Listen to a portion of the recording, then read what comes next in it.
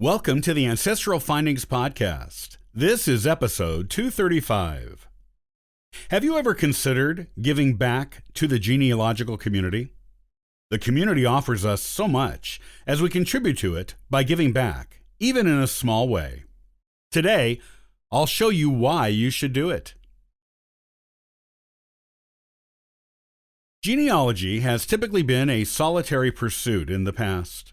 However, technology has allowed people from across the world to reach out to each other and connect, working on their shared family histories together. It is almost considered good genealogical manners these days to give back to the genealogical community in whatever way you are able, usually doing so as you do your own work.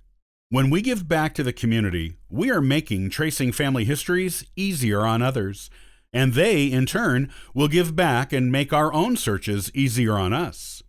Giving back doesn't mean you have to give away all of your precious research for free either. This is often a concern for people who are saving original research for a book they will publish, or for a paper they will present at a genealogical conference, or an article they will write for a genealogical magazine. You can keep your research safe and secret for as long as you need to, and still participate in giving back to others in the genealogical community. Some of the most common ways of giving back are responding to your DNA matches on DNA websites whenever they reach out to you. Just an acknowledgement of their message to you is enough to make some people happy.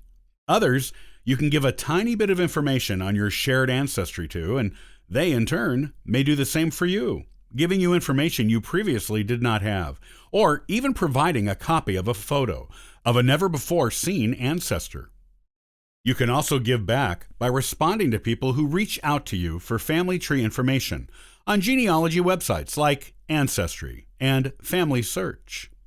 Again, only an introduction of who you are, how you are or probably connected, and a tiny bit of information on your shared family history is enough to be considered polite and will often be a big help to the person who sent you the message.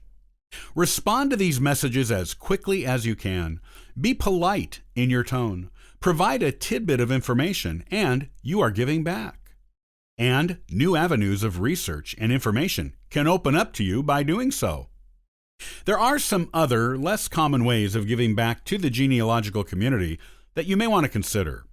These projects can be quite rewarding for you and for the other researchers who will benefit from them. For example, you can join an indexing project. If you have done any genealogy beyond talking to your living relatives, you have almost certainly used an index. They are almost as important to genealogical research as the actual records are. If you have ever used a record set that was not indexed, wasn't it frustrating or even impossible, time-wise, to browse through every single page of what may have been hundreds or even thousands of pages of records looking for a mention of your ancestor who may or may not be there? Indexes make that kind of searching unnecessary and make using important record sets easier for all genealogists.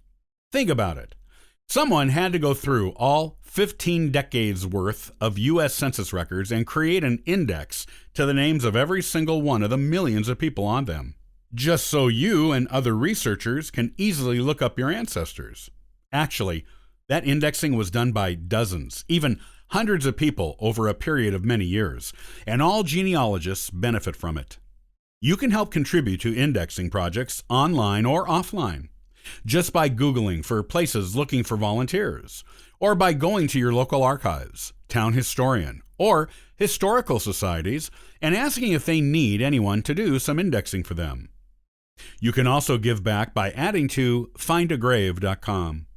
This is a popular website among genealogists, and you have probably used it yourself more than once. It relies on volunteers to take pictures of headstones, write up information on the cemeteries where the stones are located, and for the really dedicated ones, add biographical information and even photographs to the listings.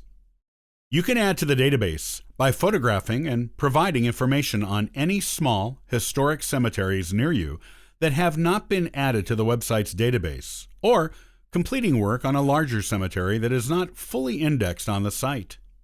You can also create a free membership profile for yourself on the website and fulfill requests people from around the world will send you to locate and photograph headstones of their ancestors who are in cemeteries near you.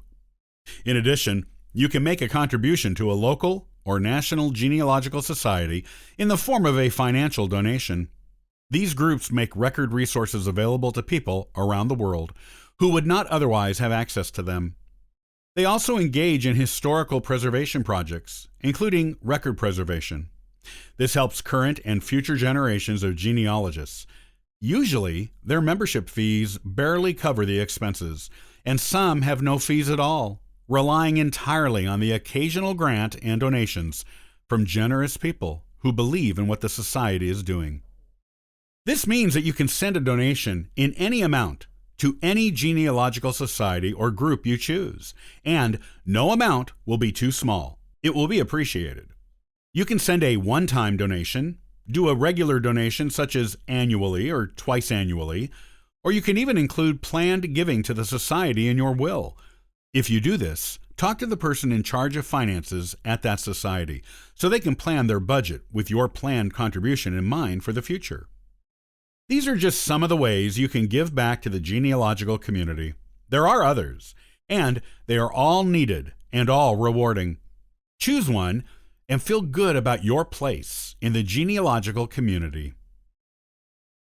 Have you ever searched a record collection or book looking for a family or ancestor you know should be there and come up empty-handed? It could be because of misindexing. Next time, I'll talk about how misindexing happens and how you can get around it to find your people.